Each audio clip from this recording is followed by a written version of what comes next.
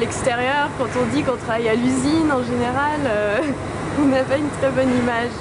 C'est peut-être la télévision qui... Enfin, c'est la société du spectacle où il faut être tous beaux, tous riches. Et donc forcément, bah, si on est ouvrier, on a l'impression d'être en bas de l'échelle.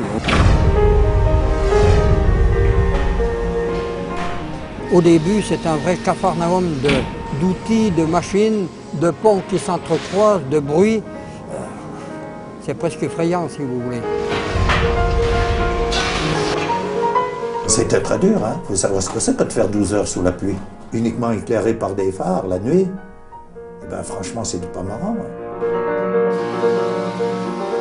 On faisait de nombreuses heures de travail, mais on pensait qu'on servait à la société, qu'on faisait quelque chose. On s'entraînait nous-mêmes dans une accélération des cadences, parce qu'on voulait vite voir l'œuvre de ce qu'on a fait, quoi. On est stupéfait par l'emploi du temps énorme de ces ouvriers paysans. Travailler 8 heures à l'usine, le reste, il fallait faire en sorte à ce que ce soit fait. C'était 2 journées dans la même. Une à l'usine et puis l'autre à la ferme, quoi, à l'exploitation. Chaque jour, des groupes s'enfoncent vers la montagne, ils émigrent. Ils essayaient d'exploiter cette main-d'œuvre étrangère qui était très bon marché. On avait des logements, on avait des colonies pour nos enfants, on avait beaucoup d'avantages. Et en fin de compte, je ne me suis jamais posé trop de questions pour mon avenir parce que je savais qu'il était assuré.